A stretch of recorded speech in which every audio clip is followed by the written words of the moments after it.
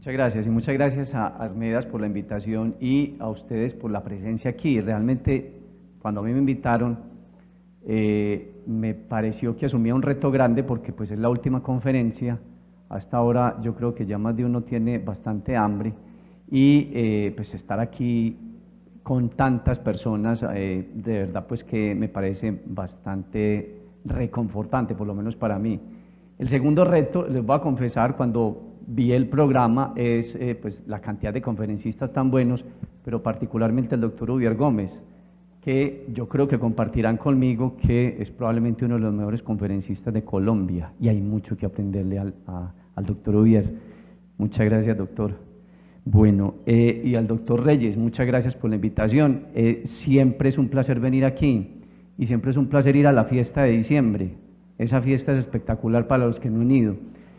Yo voy a tratar de ser muy resumido, muy conciso, muy claro y sobre todo muy práctico con los conceptos relacionados con el trastorno bipolar, que como se van a dar cuenta en algunos de los datos epidemiológicos, pues es bastante frecuente en Antioquia.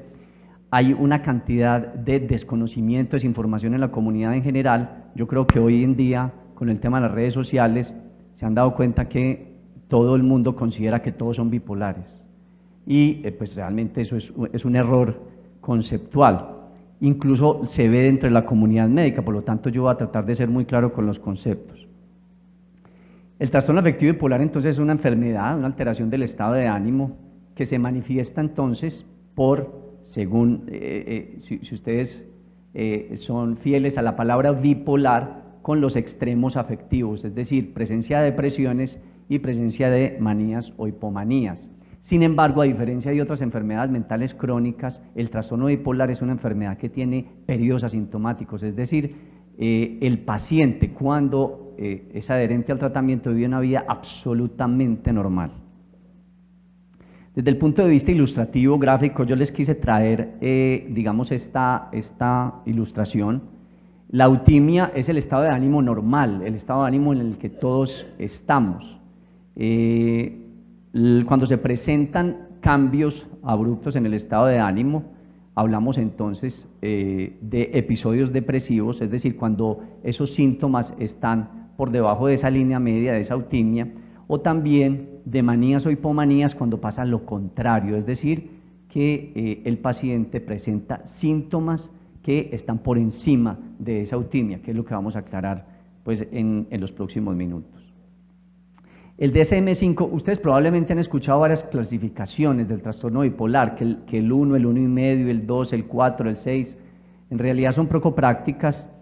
Se acepta hoy en día, digamos, 3 tipos de trastorno bipolar. El 1, que se caracteriza entonces por la presencia de episodios maníacos, que ahora vamos a aclarar qué es una manía, y pueden haber o no existido episodios depresivos o de hipomanía. El trastorno afectivo bipolar tipo 2 se caracteriza entonces por episodios de hipomanía y depresión. Esta es probablemente la más difícil de diagnosticar porque cuando el paciente está en hipomanía, por lo general se piensa pues que son síntomas normales, sobre todo cuando están los síntomas alrededor de fiestas, cumpleaños, carnavales en diciembre, etcétera. Entonces se asocia a situaciones, digamos, positivas o agradables. Y el trastorno ciclotímico, que es la presencia de síntomas similares a la depresión o a la hipomanía, que son muy leves, que pasan inadvertidos y que cambian súbitamente en el transcurso de horas. Ese todavía es más difícil, digamos, de diagnosticar, pero hace parte del trastorno bipolar. Desde el punto de vista epidemiológico, la frecuencia o la prevalencia, perdón, del trastorno bipolar tipo 1 es alrededor del 2%, es igualmente frecuente en hombres que en mujeres, mientras que el 2 tiene una prevalencia aproximada o alrededor del 3%. Esta es más frecuente en mujeres. La ciclotimia, que son esos síntomas que transcurren en el día y que pueden cambiar súbitamente, es alrededor del 1%. El trastorno bipolar se puede presentar a cualquier edad, pero es mucho más frecuente en personas jóvenes. La edad de aparición, fíjense, puede estar incluso desde los 15 años y tiene una media alrededor de los 21 años. Es muy raro la aparición del trastorno bipolar después de los 60 años y generalmente esté asociada a enfermedades médicas. Entre más temprano sea el inicio del trastorno bipolar, el curso es más severo, el pronóstico es más malo. Generalmente son personas que tienen o pacientes que tienen antecedentes familiares de trastorno bipolar y ellos tienen tendencia entonces a tener múltiples episodios a través de su vida. Fíjense que desafortunadamente, a pesar de que existe educación al respecto, el 50% se diagnostican erróneamente como depresiones unipolares. Y este es probablemente el mayor problema que enfrentamos cuando vemos estos pacientes crónicos que tienen recaídas múltiples, y es que generalmente el diagnóstico no se hizo en los primeros años. Incluso fíjense que hasta el 40% se confunden con esquizofrenia por la presencia pues, de síntomas psicóticos, alucinaciones e ideas delirantes. Desafortunadamente esta es una enfermedad que cuando no tiene un tratamiento adecuado tiende a la cronicidad. Fíjense que 2/3 partes tienen múltiples recaídas a través de su vida. Esto también tiene varias comorbilidades, es decir, hay enfermedades que pueden estar asociadas al trastorno bipolar. La más frecuente, y desafortunadamente vamos a ver que es, digamos, una de las principales causas de recaída, es el abuso de sustancias y alcohol, en el 60% de los pacientes. Y esta es probablemente la cifra más triste y más catastrófica, y es que en el trastorno bipolar, la presencia o la prevalencia de suicidio es del 15%, es una de las más grandes o las más altas de las enfermedades mentales. Dentro de los desencadenantes, como les decía anteriormente, aparte de que es una comorbilidad frecuente, también el abuso del alcohol y las drogas puede llevar entonces a desencadenar crisis, además de las alteraciones del sueño y los estresores psicosociales. Este trastorno, al igual que otras enfermedades psiquiátricas, tiene una predisposición genética importante. No sigue una genética mendeliana, tiene una cantidad de cromosomas que están asociados, pero no hay una genética, digamos, determinada. Lo que sí está claro es que los antecedentes familiares son supremamente importantes, y fíjense que si tenemos en cuenta que hasta el 65% de presencia de trastorno bipolar cuando se tienen los dos progenitores enfermos, que es una condición, una situación bastante frecuente. Desde el punto de vista genético, yo quisiera mencionarles, probablemente ustedes conocerán uno de los trabajos o uno de los trabajos más importantes que se ha hecho en el mundo en genética de trastorno bipolar, se hizo en la Universidad de Antioquia, en el que se pudo evidenciar que las poblaciones del oriente, especialmente San Carlos, Marinilla, Granada y Santuario, tienen una de las mayores prevalencias del mundo. En estas poblaciones, al igual que otras poblaciones del oriente antioqueño, existe un fenómeno cultural interesante que es la endogamia. La endogamia, recuerden, es que se casan entre primos, por lo tanto la genética permanece muy pura, y por eso es que en ellos es tan frecuente el trastorno bipolar. Pero incluso tenemos apellidos que ya están descritos y caracterizados: Gómez, Zuluaga, Giraldo y Aristizábal. Así que si usted tiene alguno de esos apellidos y es del oriente antioqueño, le sugiero que empiece a preocuparse. Vamos a hablar de la clínica. ¿Qué nos dice el DSM-5? Primero, es que tiene que haber un estado de ánimo persistentemente elevado, irritable y un aumento de la energía que dura por lo menos una semana. Asociado a esto tiene que haber por lo menos 3 de los siguientes síntomas: un aumento de la autoestima, disminución de la necesidad de dormir, más hablador de lo habitual, fuga de ideas o pensamientos a gran velocidad, distractibilidad, aumento de la actividad y participación en actividades que generan mucho riesgo. Enseguida vamos a explicar. Pero el más importante de los criterios probablemente es que estas personas tienen un deterioro marcado en el funcionamiento laboral, social, académico, familiar, de pareja, etc. La euforia, recuerden, es esa alegría inexplicable. No hay ninguna situación que pueda explicar la alegría tan inmensa que tienen estos pacientes. Permanentemente están muy contentos, una sensación exagerada de bienestar. Pero ojo, a veces se confunde y esto puede llevar entonces a tener diagnósticos erróneos con depresión, y es que estos pacientes tienen la habilidad afectiva, es decir, fácilmente pasan de la risa al llanto. Ellos están permanentemente en movimiento, hiperactivos, haciendo muchas actividades al mismo tiempo, pero no terminan ninguna, se inmiscuyen o se implican en diferentes actividades de distinto tipo, académicas, laborales, ocupacionales, religiosas, políticas. De hecho, varios de los políticos que conocemos son bipolares, no les voy a decir cuáles, pero probablemente ustedes los conocen muy bien. Ellos tienen también una disminución importante en la necesidad de dormir. Ellos no necesitan dormir y ellos son claros en decir yo duermo 2 o 3 horas y con eso tengo, o muchos pueden pasar días enteros sin dormir. Tienen disprocesos y distractibilidad, es decir, cambian la atención rápidamente en estímulos irrelevantes. Desde el punto de vista del lenguaje, están permanentemente hablando muy rápido de muchos temas. Pueden pasar desde la locuacidad a la logorrea o incluso la fuga de ideas, en el que cambian rápidamente de tema y a veces incluso el lenguaje se vuelve incoherente. Son exageradamente optimistas. Muchos de estos pacientes tienen ideas grandiosas, megalomaníacas, que los pueden llevar entonces a, digamos, problemas muy graves, por ejemplo, hacer negocios digamos, inadecuados, vender propiedades muy baratas, empezar a regalar el dinero o inmiscuirse generalmente en situaciones que ellos cuando están eutímicos no lo hacen, tener amantes, empezar a ser promiscuos o lo que les dije inicialmente, el consumo de drogas que nunca probablemente consumen o alcohol. Conductas tan inapropiadas como desnudarse, salir a la calle, vestirse o maquillarse exageradamente. Uno de mis docentes en psiquiatría habla del rojo. El rojo es probablemente el color, digamos, patognomónico de los pacientes maníacos, y esas mujeres recargadas de maquillaje con color rojo pues nos acercan un poquito al diagnóstico. Son muy irritables, a pesar de que son eufóricos, también pueden ser muy irritables, y cuando se les contiene o se les pone límite se pueden volver agresivos de manera física o verbal. Recuerden también, esa autoestima y esa grandiosidad puede ser delirante. Las ideas delirantes, recuerden, son ideas falsas, erróneas, que no son compartidas por otros. Ejemplo, nosotros, hay un concepto interesante en psiquiatría, y es que uno delira con lo que tiene.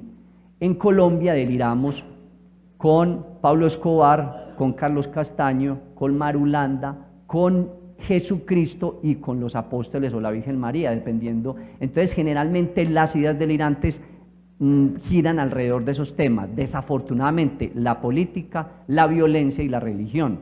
En Estados Unidos probablemente delirarán con Trump o con Obama. En África pues tendrán otro tipo de ideas delirantes, pero aquí las ideas delirantes están alrededor de esos temas.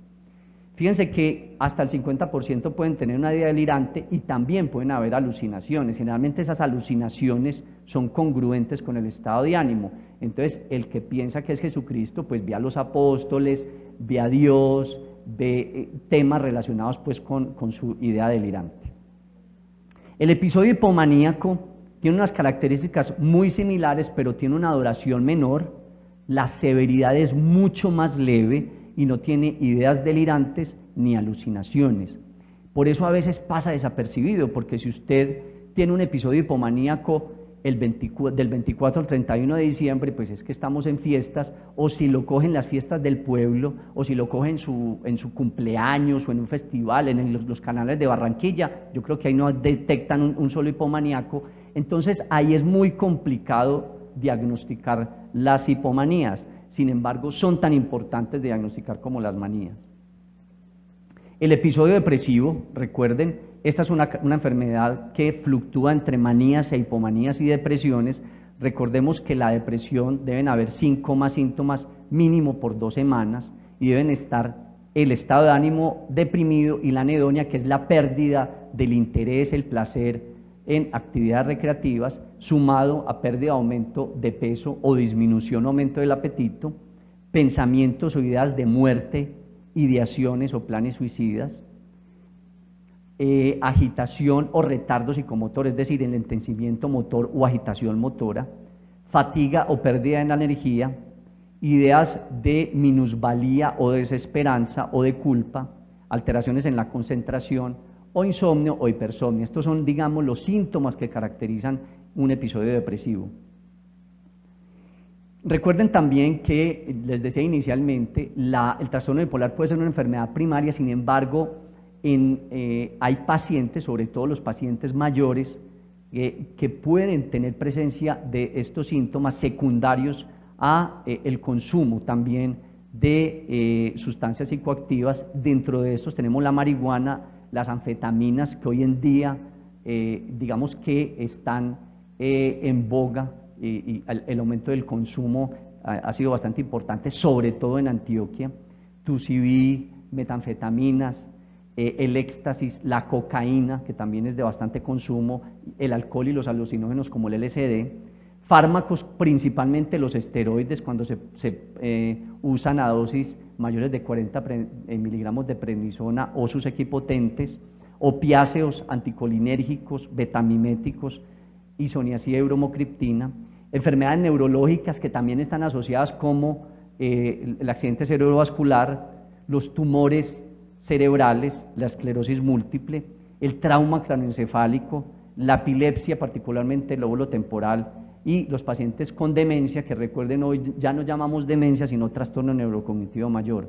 Y enfermedades endocrinas, que también es muy frecuente, el lupus neuropsiquiátrico, la enfermedad de Addison y de Cushing, y la deficiencia de vitamina B12 pueden estar asociadas a estos síntomas. El trastorno bipolar tiene múltiples complicaciones. Recuerden el abuso de sustancias y alcohol. Estos pacientes tienen muchísimos problemas desde el punto de vista pareja, múltiples problemáticas a nivel familiar, en su familia nuclear o extensa. Obviamente son pacientes que permanentemente están perdiendo trabajos, tienen obviamente pérdidas económicas. Otra de las complicaciones es el ciclaje rápido, que es la presencia de 4 o más episodios en un año, lo cual es de muy mal pronóstico y es bastante complicado. Y la más catastrófica, como les mencioné, el 15% de estos pacientes llegan a suicidarse. Pero además se ha demostrado que los pacientes con trastorno bipolar no tratado tienen una mayor mortalidad en otras variables. Fíjense, es mucho más frecuente la mortalidad por cáncer, por SB, por enfermedad coronaria, accidentes cerebrovasculares, suicidio, y en general, digamos que la mayoría de variables tienen una mayor mortalidad en los pacientes con trastorno bipolar. Desde el punto de vista terapéutico, al igual que el resto de enfermedades mentales y la inmensa mayoría de enfermedades en medicina, pues no hay un tratamiento que cure el trastorno bipolar, pero puede ser controlado. La piedra angular del tratamiento es el tratamiento farmacológico, en el que a veces tenemos que emplear varios medicamentos a la vez. Desafortunadamente existe muy poca evidencia, o incluso es muy pobre, con relación a la utilidad de medicamentos alternativos o complementarios. Es importantísimo, vital, el tema de la psicoeducación, que se le enseña al paciente. Primero, aprender sobre su enfermedad y su tratamiento, estar atentos a cambios en su estado de ánimo. Ellos mismos se dan cuenta cuando empiezan a estar más contentos, cuando empiezan a hablar más rápido, empiezan a tener más energía. Se les pide obviamente que tengan una buena adherencia al tratamiento, tomar el medicamento en las dosis y en los intervalos que se les piden. No se les pide que sean unos santos. Recuerden, las personas con trastorno bipolar pueden llevar una vida absolutamente normal, pero sí se les pide que tengan una vida lo más estructurada posible, sobre todo en cuanto al sueño. En estos casos es bastante importante que los pacientes tengan unos buenos periodos de sueño. Se les pide que sea mínimo de 6 a 8 horas, porque uno de los principales factores de riesgo de recaídas es la pérdida de sueño. Obviamente evitar estimulantes y depresores del sistema nervioso central, ojo, incluyendo la cafeína. Recuerden que la cafeína es un estimulante potente del sistema nervioso central, puede llevar alteraciones del sueño, a veces pasa de manera inadvertida, y al ser un país cafetero, pues digamos que no se le da la importancia al tema de la cafeína, pero la cafeína digamos que tiene un efecto estimulante muy potente, y hay muchas personas que son muy sensibles a la cafeína. Se les sugiere tener una lista de amigos o familiares para que acudan a ellos cuando empiezan a haber cambios de ánimo. Y ojo, evitar los trabajos nocturnos, pues si somos consecuentes con la idea de que tengan periodos de sueño adecuados, pues no deberían tener trabajos nocturnos e idealmente trabajos con bajos niveles de estrés, porque eso también puede llevar a recaídas. Y se le sugiere, al igual que en cualquier enfermedad, hacer actividad física regular. Sin embargo, esto no hace parte del tratamiento. Hay gente que piensa que los pacientes bipolares pues simplemente se ponen a correr y vaya que anden y que caminen pues kilómetros. Incluso hay pacientes que los podemos encontrar en departamentos diferentes, Antioquia, cuando están en episodios de manía, pero obviamente pues esto no hace parte del tratamiento. Desde el punto de vista farmacológico, hay medicamentos que tienen aprobación, que tienen evidencia alta para el manejo del trastorno bipolar. Dentro de ellos está el litio, el ácido valproico, la lamotrigina, la carbamazepina y los antipsicóticos. Ustedes ven que los antidepresivos yo lo resalto y lo pongo con interrogantes. Hoy en día está totalmente contraindicado el uso de antidepresivos, incluso en las recaídas o en las crisis depresivas. Hoy en día sabemos que el uso de antidepresivos puede llevar a viraje a manía, o lo que les comentaba anteriormente, que es el ciclaje rápido, que es la presencia de 4 o más episodios en un año. Eso es de muy mal pronóstico, por lo tanto, hoy en día se desaconseja y se contraindica el uso de antidepresivos en el trastorno bipolar. Cuando se tenga un paciente en crisis, lo primero es determinar el motivo de recaída. Muy frecuentemente, repito, es la falta de sueño. Muy frecuentemente también en nuestro medio el abandono del tratamiento. Estos pacientes no son adherentes al tratamiento, lo suspenden por periodos largos.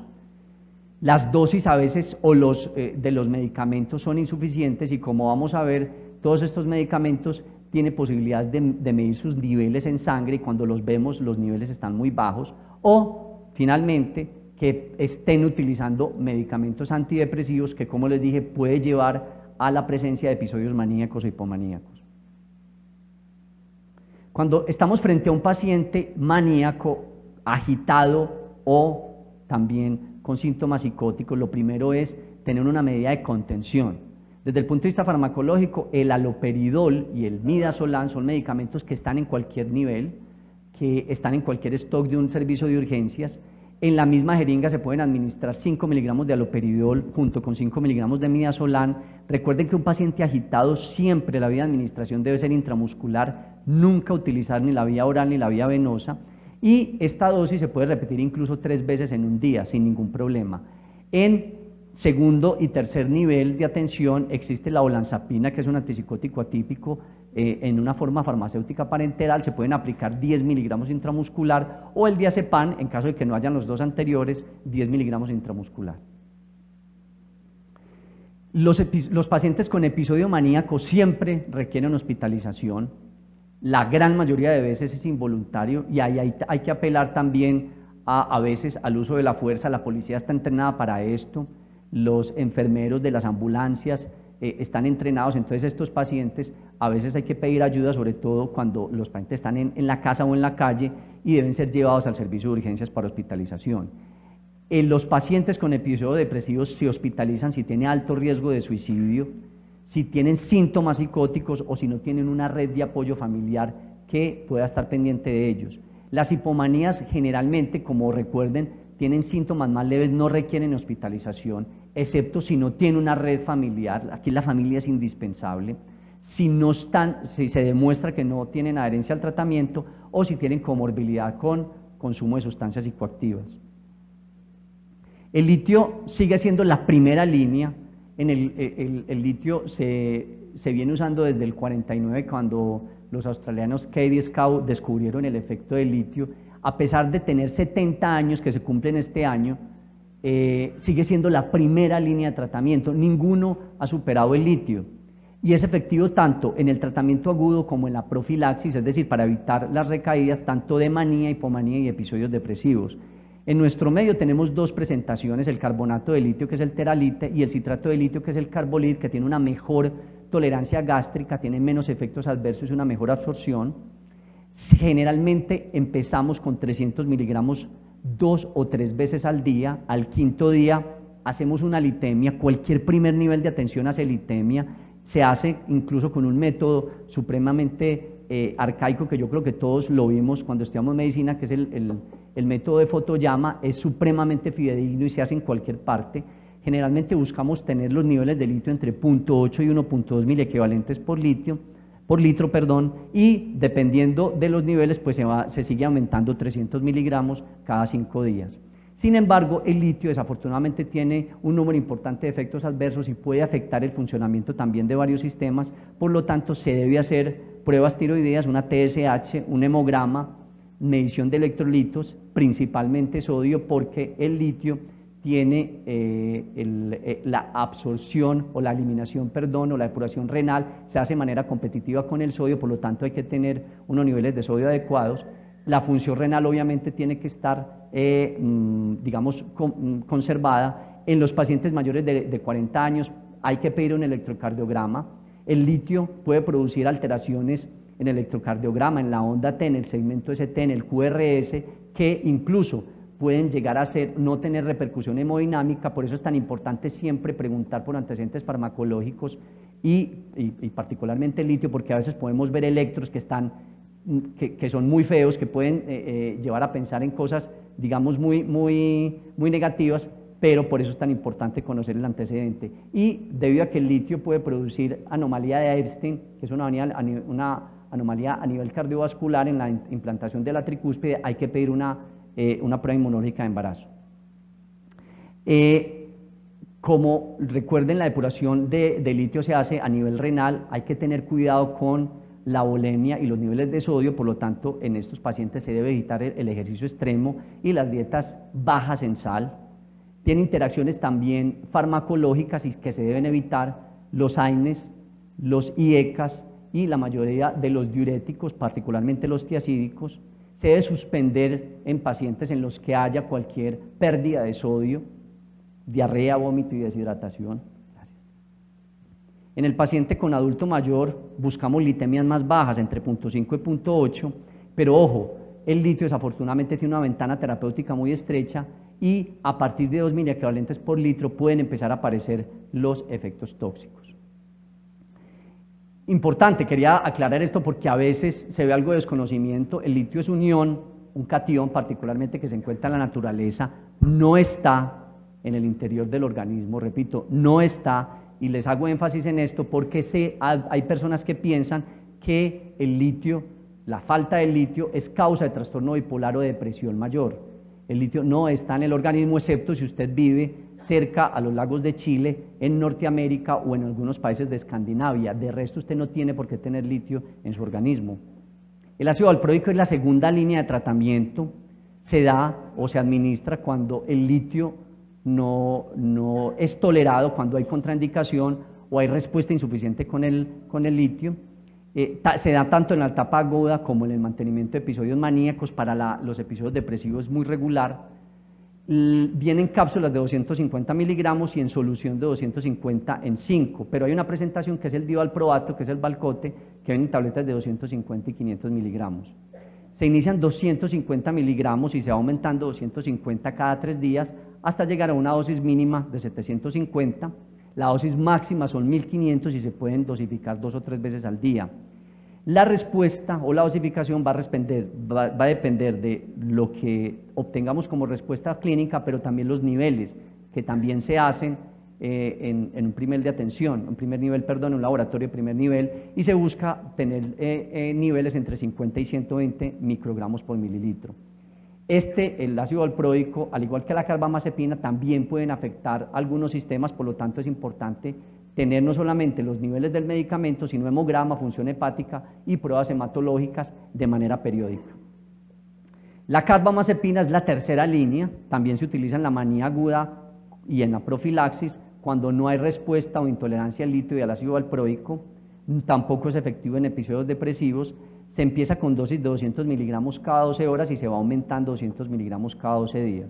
Se busca primero la respuesta clínica, pero además que se obtengan niveles entre 6 y 12 microgramos por mililitro. También se hace en cualquier laboratorio o en la mayor parte de laboratorios. Al igual que el ácido valproico, se debe solicitar hemograma y funciones hepáticas. La lamotrigina solamente es efectivo en episodios o en las crisis depresivas. Se puede combinar con litio. Se debe evitar la combinación con ácido valproico porque inhibe la UGT y esto puede llevar entonces a que aumenten las concentraciones de manera importante y puede llevar, y ya hemos visto caso de Steven Johnson, se inicia 25 miligramos las 2 primeras semanas, se aumenta 50 miligramos en las 2 semanas siguientes y se puede aumentar 50 miligramos por semana. La idea es llevarlo mínimo a 300 miligramos, pero la dosis máxima son 400 miligramos. Finalmente, los antipsicóticos también se utilizan en el tratamiento, están aprobados, dentro de ellos el haloperidol, dentro de los típicos, y dentro de los atípicos, la olanzapina, la risperidona, la quetiapina y el aripiprazol, para el manejo de la manía. Y en episodios depresivos, la quetiapina y el aripiprazol. Se pueden también asociar con litio y ácido valproico. Esta es la dosis, de haloperidol se buscan dosis entre 8 y 20 miligramos, risperidona entre 6 y 9, olanzapina entre 20 y 30 miligramos, quetiapina hasta 800 y aripiprazol hasta 45 miligramos. Eso es básicamente el manejo terapéutico de los pacientes entonces con crisis de trastorno afectivo bipolar. Muchísimas gracias. Palpitamos por tu bienestar. Ten en cuenta estos consejos que te ayudarán a reducir el riesgo de cáncer de mama. Realiza actividad física regularmente, mínimo 3 veces por semana. Mantén tu peso corporal dentro de los parámetros saludables. Incluye frutas y verduras en tu alimentación habitual. Evita el consumo de alcohol y tabaquismo. Hazte mensualmente el autoexamen de seno a partir de los 20 años. Solicita y asiste al examen clínico anual mamario a partir de los 40 años. Realízate la mamografía de 2 proyecciones bianual a partir de los 50 y hasta los 69 años.